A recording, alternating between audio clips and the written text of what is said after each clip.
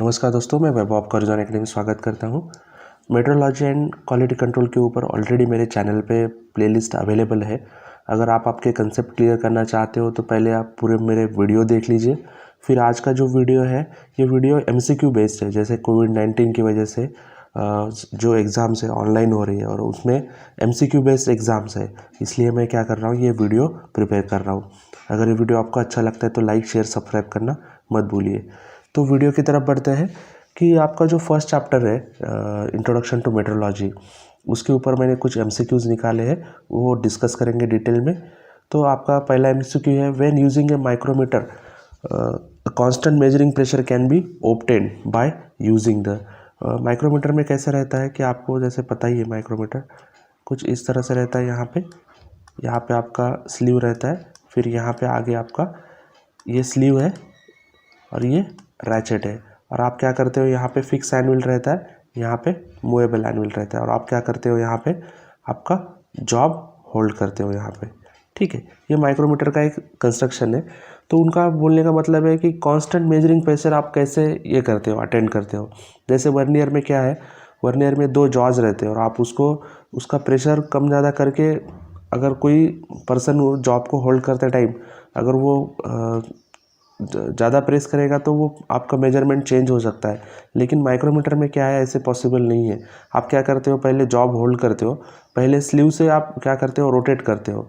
जैसे ये जो आपका मूवेबल ये है एनुअल, ये जॉब के नज़दीक आता है तो आप क्या करते हो, ये रैचेट है ना, या रैचेट से उसको रोटेट करते हो।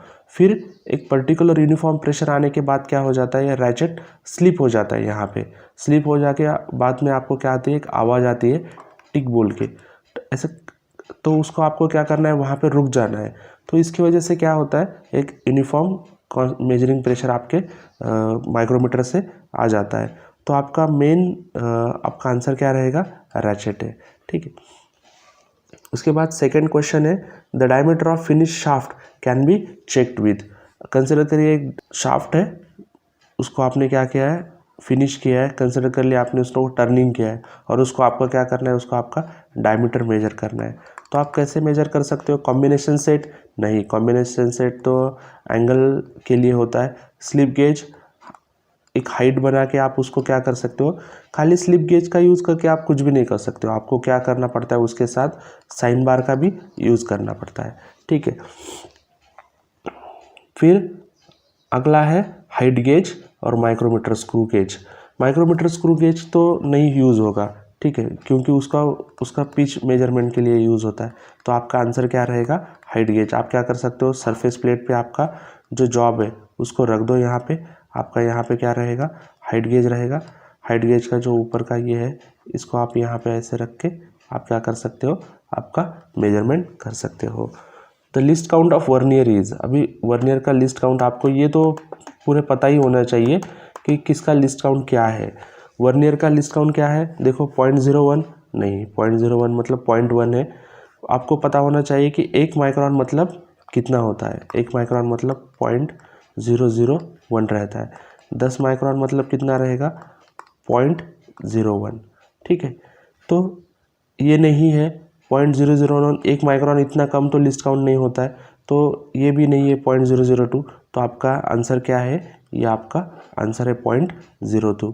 इसके साथ ही माइक्रोमीटर का भी आप पता कर सकते हो, माइक्रोमीटर का लिस्ट काउंट है 0.01। ठीक है, मतलब 10 माइक्रोन। फिर इसके बाद है question, included angle of V block 90 degree, 30 degree, 45 degree और 60 डिग्री। पहले तो आपको ये पता होना चाहिए कि वी ब्लॉक क्या होता है। वी ब्लॉक एक इस तरह से होता है वी ब्लॉक। और आपको क्या पूछा है, ये दोनों के बीच का ये जो एंगल है ये पूछा है कितना रहता है।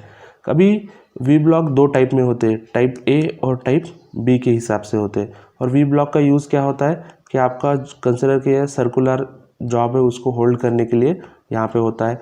उसको अगर आप जॉब को यहाँ पे डायल इंडिकेटर रख के आप इसको रोटेट करोगे तो आपको इसका राउंडनेस भी पता चलता है। कभी कभी आपको अगर जॉब होल्ड करना है तो आप वी ब्लॉक को ऐसे वर्टिकल इसमें रख के आप उसको सरफेस प्लेट पर रख के यहाँ पे जॉब उसको होल्ड कर सकते हैं यहाँ पे। तो एंगल क्या रहेगा, अभी देखो 30 डिग्री नहीं है, 45 डिग्री भी नहीं है, 60 डिग्री भी नहीं है, तो आपका एंगल होता है 90 डिग्री। उसके साथ और एक बता देता हूँ कि मार्केट में 120 डिग्री के भी वी ब्लॉक्स अवेलेबल है, लेकिन अगर आपके आंसर में 90 डिग्री नहीं है तो आपको 120 डिग्री देखना है। फिर नेक्स्ट है आपका विच of the following is not correct about wavelength standard. Wavelength standard क्या होता है कि जैसे आपको पता है लाइन स्टैंडर्ड है, एंड स्टैंडर्ड क्या है कि धीरे धीरे क्या हो जाता है, लाइन स्टैंडर्ड मतलब आपका स्केल है और एंड स्टैंडर्ड मतलब आपका वर्नियर है। तो क्या हो जाता है धीरे धीरे आपका जो स्केल है, स्केल बेसिकली यहाँ पे आपका जो कॉर्नर्स है वहाँ पे क्या हो जाती है, वो ख़राब हो जाती है। सेम वर्नियर क्या क्या होता है, वर्नियर के जो जॉज होते हैं ना, आप जॉज के बीच में क्या करते हो, जॉब होल्ड करते हो, तो ये जॉज वियर आउट हो जाते हैं। लेकिन वेवलेंथ स्टैंडर्ड क्या है कि एक फिज़िकल स्टैंडर्ड नहीं है, आप उसको तो वो डैमेज भी नहीं हो सकता है, ठीक है। इज़ नॉट करेक्ट है, कौन सा है कि जो नॉट करेक्ट है, तो इसमें क्या किया है उन्होंने, wavelength of monochromatic light is an invariable unit of length बराबर है wavelength standard are physical standard. अभी देखो आपका ये स्केल जो है ये फिजिकल स्टैंडर्ड है, ये भी फिजिकल स्टैंडर्ड है, लेकिन उसके बाद it is a reproducible standard, okay ये भी बराबर है। It is natural unit of length, ये भी बराबर है। तो ये बेसिकली ये जो है आपका, ये आपका आंसर है कि ये क्या है, फिजिकल स्टैंडर्ड नहीं है ये, इसको आपको प्रिजर्व करके रखने की ज़रूरत नहीं है। Which of the following is incorrect about micrometer. अभी इसमें क्या है कि उन्होंने अलग अलग इसके लिए आपको माइक्रोमीटर का पूरा बेसिक पता होना ज़रूरी है। जैसे thimble and barrel should have dull finish, total travel to the measuring spindle is called measuring range. अभी रेंज कैसे होती है, देखो माइक्रोमीटर का एक बहुत इंपॉर्टेंट पॉइंट मैं आपको बताने जा रहा हूँ कि माइक्रोमीटर का जो मेजरिंग ये होता है, मतलब अभी कौन सा भी माइक्रोमीटर ले ले, 0 to 25 ले लो, ऐसी रेंज होती है, 25 to 50 ले लो, फिर 50 to 75 ले लो। तो क्या होता है हर एक का जो है मेजरिंग रेंज कितना है, 25 है। तो graduated surface diameter of barrel should be 5 mm, screw has 10 to 20 threads पर सेंटीमीटर। अभी उन्होंने बोला है कि क्या सही नहीं है, इनकरेक्ट, आपको क्या निकालना है, इसका इनकरेक्ट निकालना है। तो इसमें क्या है, आपका ये आंसर है कि आपका जो बैरल है, आपको स्लीव भी कहते हैं, थिम्बल और बैरल, उसके ऊपर अभी क्या होता है, एक थिम्बल होता है, इसके ऊपर यहाँ पे ऐसे ग्रेजुएशंस होते हैं और इसके ऊपर यहाँ पे ऐसे ग्रेजुएशंस होते हैं। तो वो बोल रहे हैं कि इसको क्या होती है, डल फिनिश होती है, ऐसे पॉसिबल नहीं है। आपको अगर यहाँ पे लाइंस मेजर करनी है तो यहाँ पे स्मूथ ही फिनिश होनी चाहिए, ठीक है। तो आपका आंसर ये है। तो ये ऐसा वीडियो था। अगर ये वीडियो आपको अच्छा लगता है तो लाइक शेयर सब्सक्राइब करना मत भूलिए, ताकि और मैं आपको MCQ के वीडियो लाता रहूँगा। Thank you.